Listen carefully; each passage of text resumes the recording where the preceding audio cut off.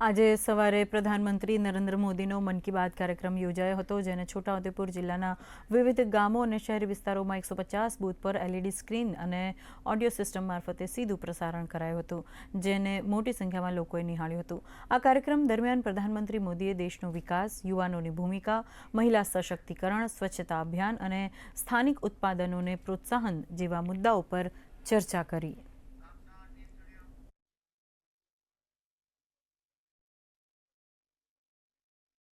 નરેન્દ્ર મોદી સાહેબનો મન કી બાતનો કાર્યક્રમ બૂથના કાર્યકર્તાઓ સાથે નિહાળવાનો અવસર પ્રાપ્ત થયો।